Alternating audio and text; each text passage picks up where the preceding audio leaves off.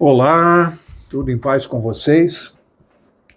Amigos, é o seguinte, eu estou aí com um problema de coluna, que já me incomoda há algum tempo, e agora, até que eu faça a cirurgia, o cirurgião recomendou que eu não force mais a coluna ficando em pé. Agora eu tenho que ficar de repouso mesmo aí, de castigo em casa, até que eu faça essa cirurgia que deve acontecer, se Deus quiser, até o final desse mês. Para não interromper a série que nós estamos fazendo, né, você precisa saber, não interromper a gravação presencial, eu decidi seguir com os estudos aqui,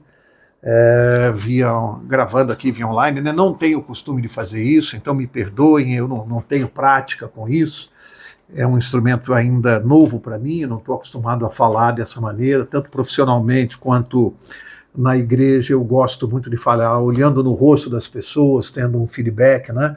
É diferente a comunicação assim. Quando faço sustentação oral em tribunais, é muito difícil para mim falar olhando para uma câmera de celular. E eu admiro muito as pessoas que têm prática de fazer isso, admiro mesmo. Não tenho muita habilidade dessa forma, mas paciência, né?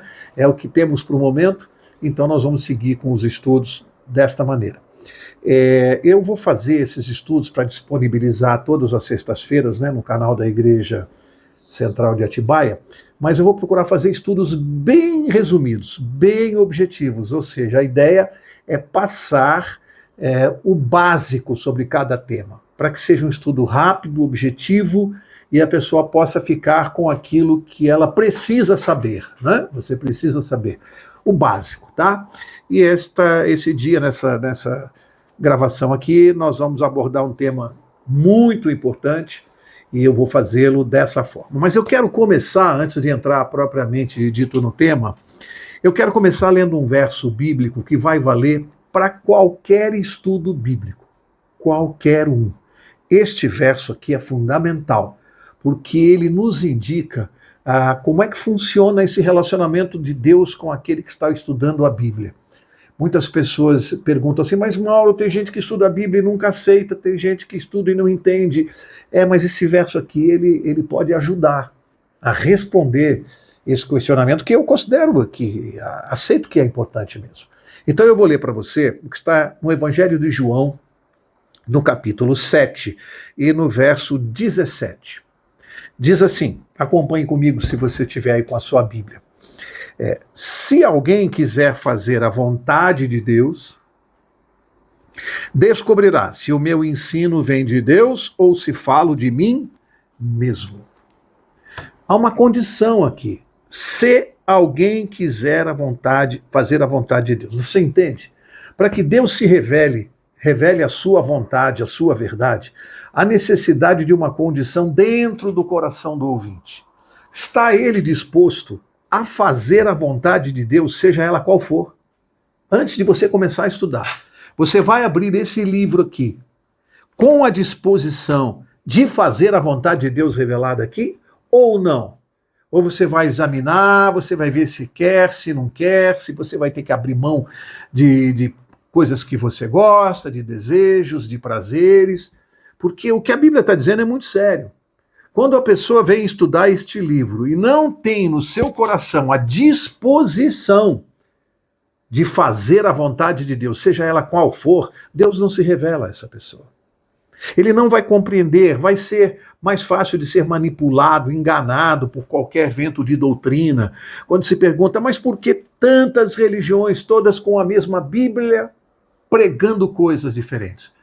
A resposta está aqui.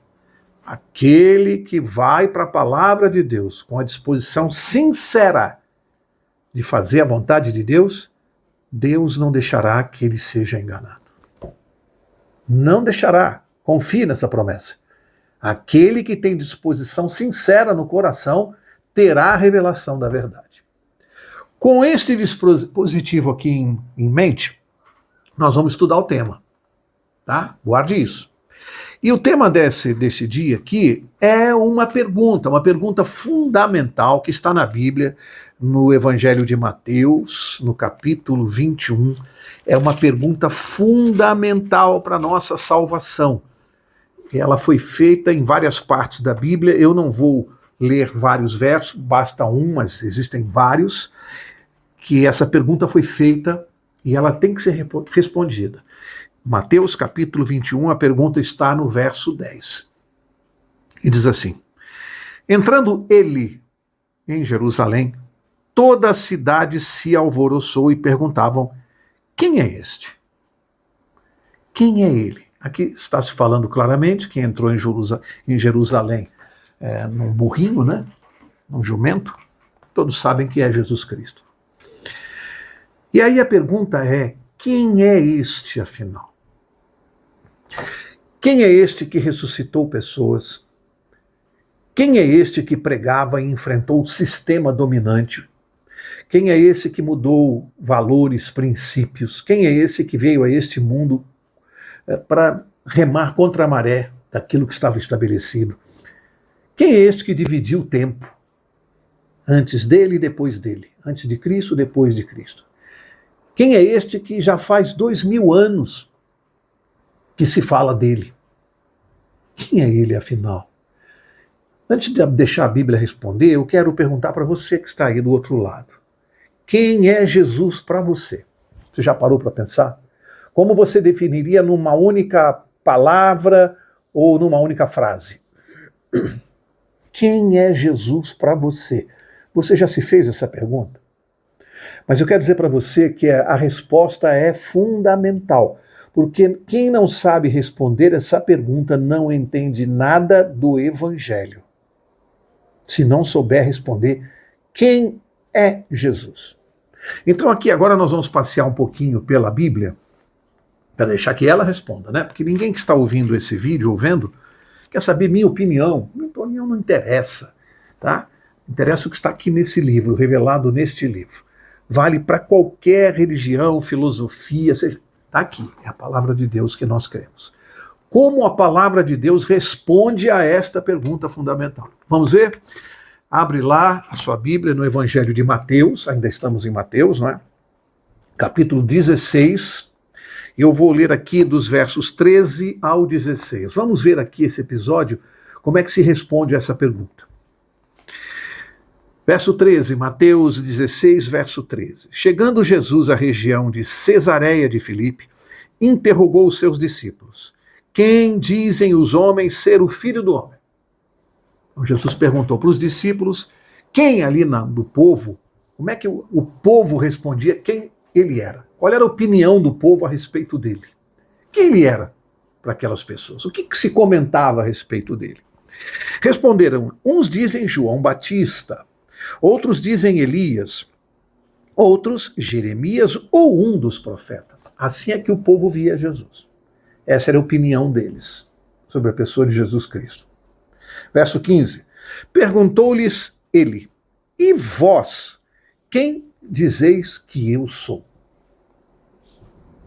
E vocês, minha igreja, meus discípulos, que andam comigo, que me ouvem pregar, que conhecem a minha palavra, e para vocês, quem eu sou?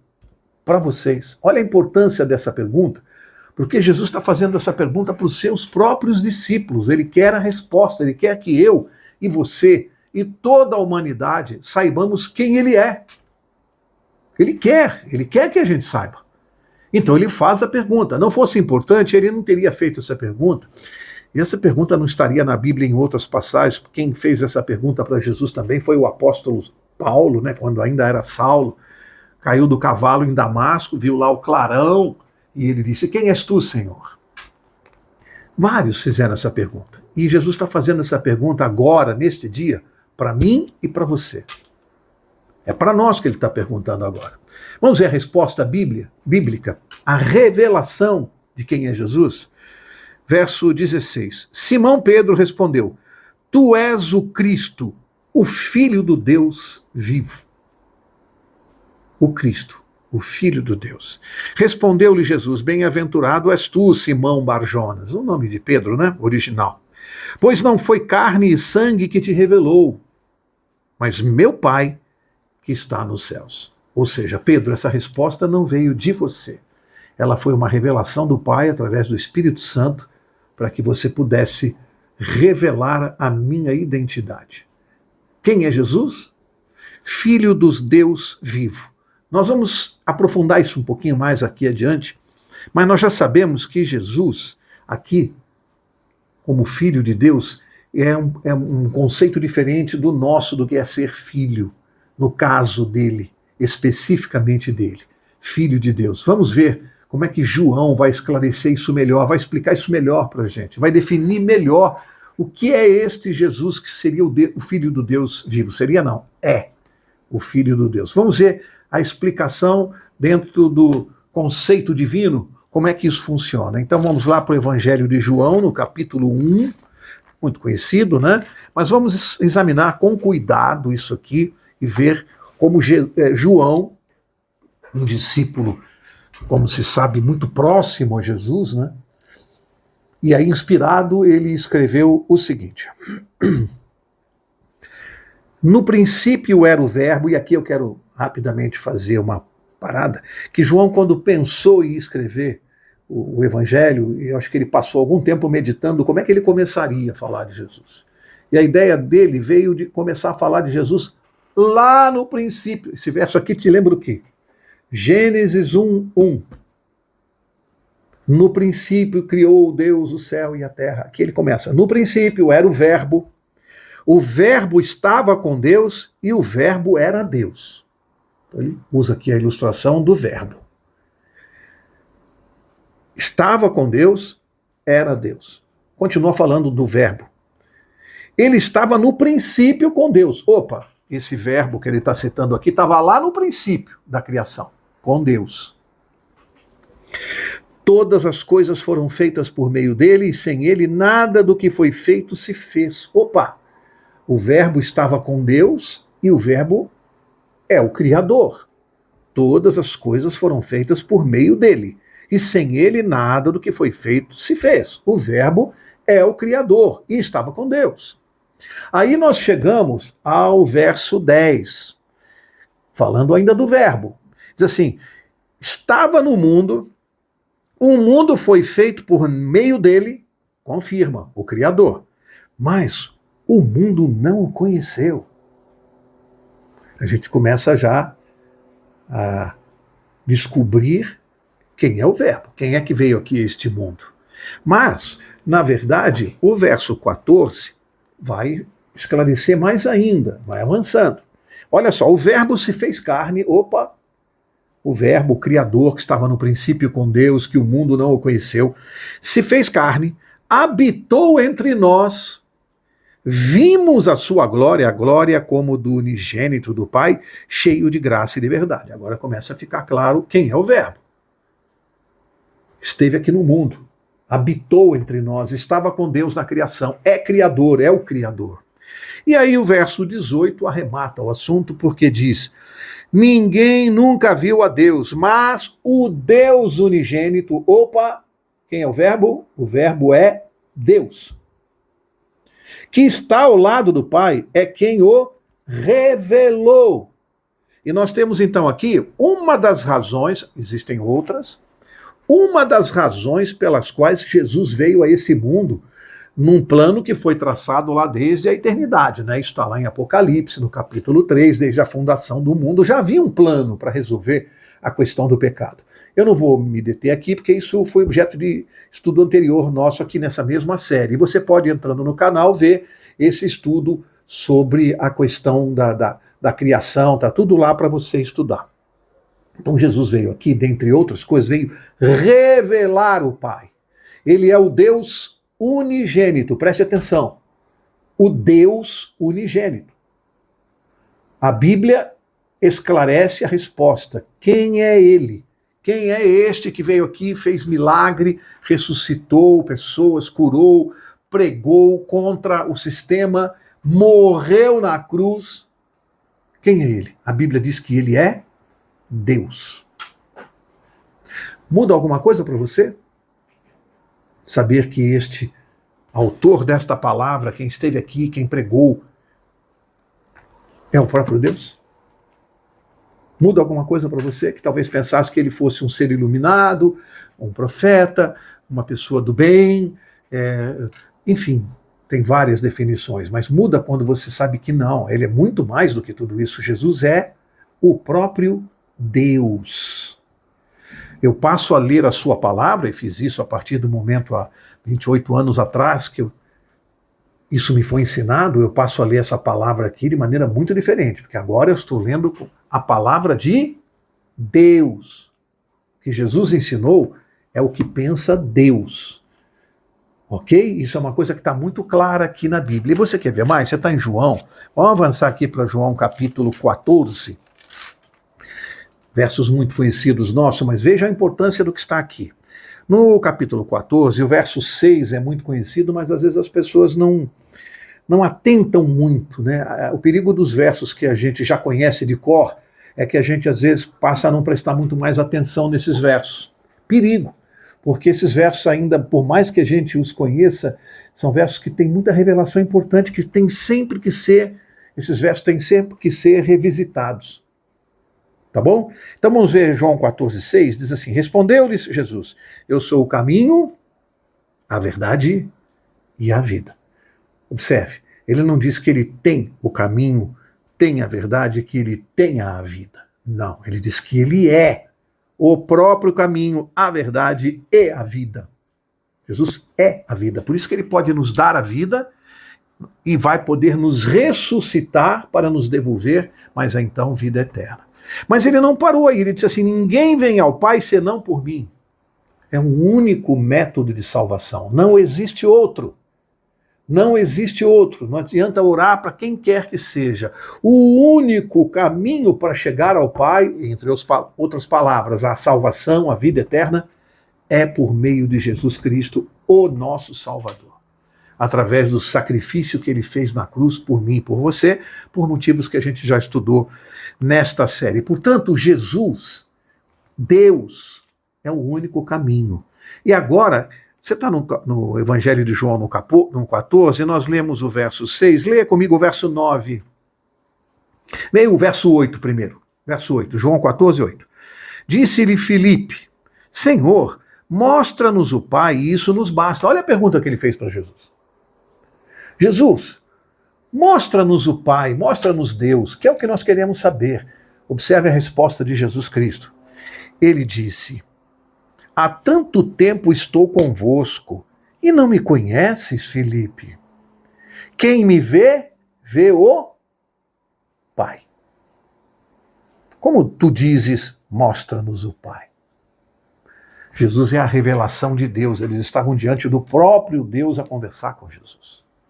Portanto, hoje, quando se distorce princípios, valores, gente que acredita em Jesus, mas diz assim: não, eu acredito em Jesus, mas tem coisa na Bíblia que eu não aceito. Amigo, você quer saber a vontade de Deus ou quer saber a vontade dos homens? O que os homens pensam sobre determinados assuntos, o que diz a ciência?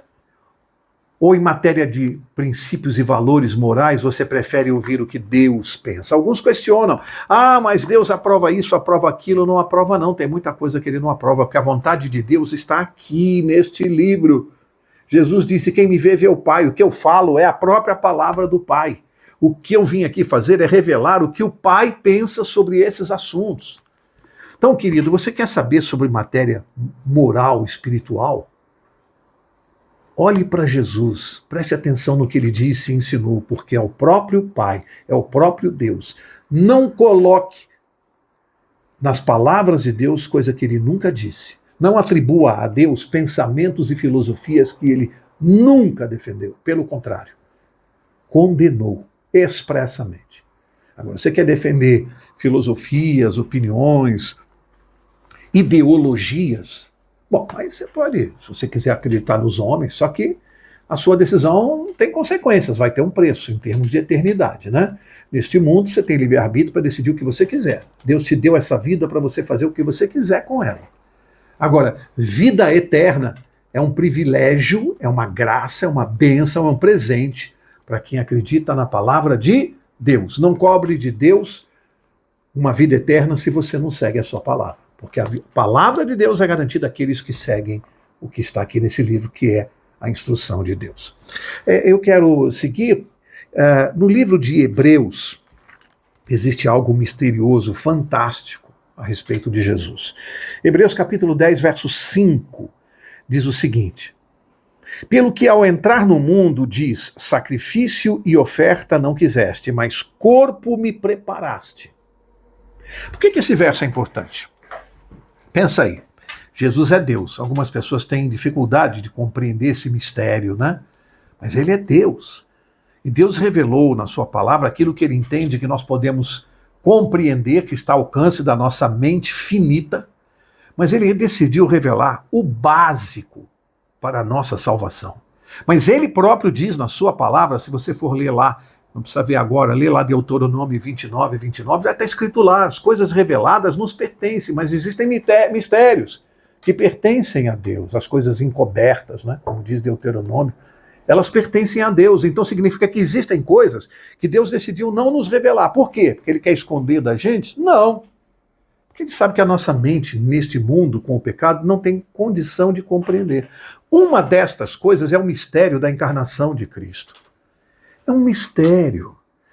Ele estava lá no princípio com Deus, ele é Deus, mas ele veio a este mundo, ele não nasceu, não tem origem, ele não foi criado, ele é Deus. Deus não tem princípio, meio e fim, Deus é eterno. Jesus não é filho de Deus no sentido humano, de que ele foi gerado por Deus. Não, a Bíblia é clara, ele é o Criador, ele é Deus.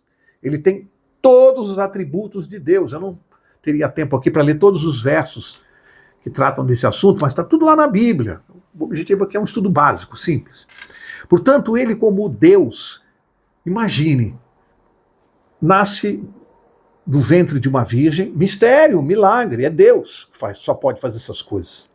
Depois diz que Deus teve que preparar um corpo para ele. Veja como é que Deus vem a esse mundo e cabe na nossa natureza humana como um homem, como um ser humano. Olha que milagre, como é que Deus, só Deus, né, pode dar um corpo para Jesus, fazer um corpo para ele.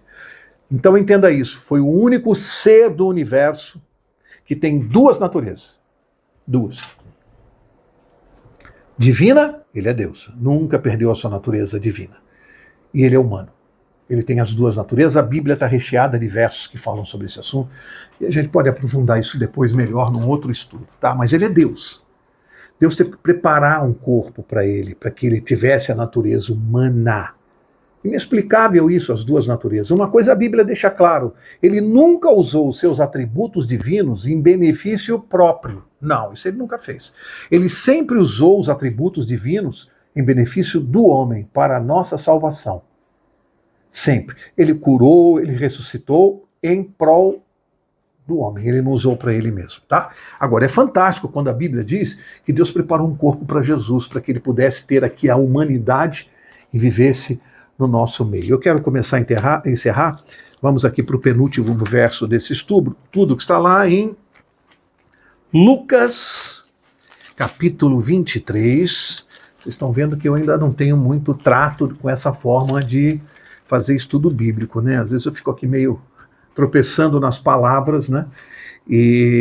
Mas eu vou pegar o jeito. Me ajuda aí você. Lucas 23, a passagem muito conhecida da crucificação de Jesus e ao lado de dois criminosos. Eu quero ler dos versos 39 ao 43. Preste bem atenção, essa passagem é muito conhecida, mas vamos prestar atenção nela. Diz assim: um dos criminosos crucificados o insultava, dizendo: se tu és o Cristo, salva-te a ti mesmo e a nós. Ué, o bandido dizendo: você não disse que é o Filho de Deus? Então desce daí e prova que você é o Filho de Deus, te salve e a nós também. Senão, por que eu vou acreditar em você? Verso 40, mas o outro ladrão, o repreendeu o que estava indagando Jesus de maneira desagradável, maneira estúpida, né, irreverente, melhor dizendo, essa é a palavra. O outro repreendeu dizendo: tu nem ainda temes a Deus, estando na mesma condenação?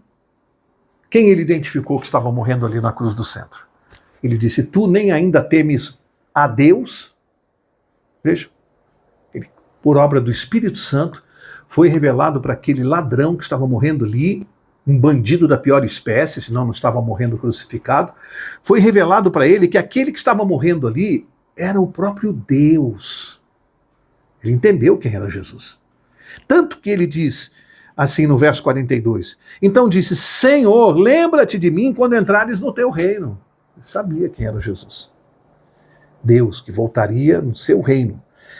Respondeu-lhe Jesus, em verdade te digo, hoje, agora, que estarás comigo no paraíso.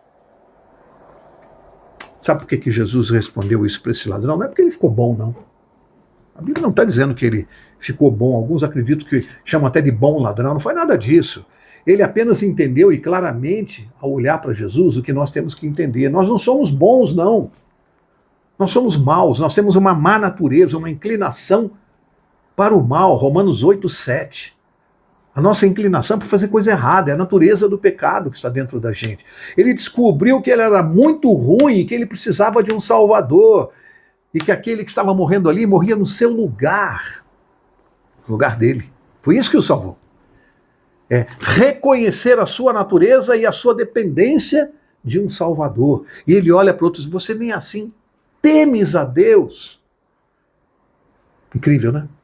E o último verso, que tem uma ligação muito forte com esse, está em Marcos. O último verso para a gente encerrar esse estudo. Marcos, no capítulo 15, no verso 31, também, ali diante da cruz, no momento da morte de Jesus, vejam o que estava acontecendo paralelamente. Marcos 15, verso 31. Diz assim, da mesma maneira, os principais sacerdotes com os escribas, preste atenção, os principais sacerdotes com os escribas, zombando daquilo, da vergonha que Jesus estava passando por nossa causa, diziam uns aos outros, salvou os outros, mas não pôde salvar a si mesmo. Sarcasmo, né? Zombando. Olha lá, diz que salva os outros, mas a si mesmo ele não pode nem se salvar. Só que debaixo desse escárnio, eles falaram uma grande verdade, sabia disso? Uma grande verdade. De fato, Jesus, naquele momento, tinha que fazer uma opção. Para nos salvar, ele não podia se salvar. Ele tinha que dar a sua vida. Era uma coisa ou outra. Ou ele se salvava e nós perdíamos a salvação, ou ele morria para pagar a pena da lei, que ele mesmo criou, e nos dava a salvação. Isso era uma grande verdade. Salvou aos outros, mas não podia salvar-se a si mesmo. Faltou apenas eles compreenderem um detalhe. Não podia salvar-se a si mesmo naquele mesmo momento. Era uma coisa ou outra. Entre a vida dele e a nossa, ele escolheu a nossa. Dá para continuar vivendo sendo a mesma pessoa, caminhando, praticando os mesmos erros,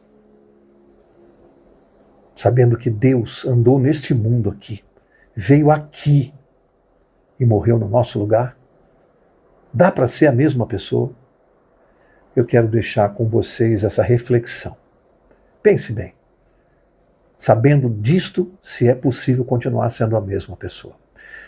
Eu quero agradecer a vocês que estiveram aqui ouvindo esse estudo muito simples, básico. Agradecer a paciência de vocês de me verem aqui todo desajeitado, tá bom? E a gente volta no próximo estudo da série Você Precisa Saber. Que Deus abençoe cada um de vocês.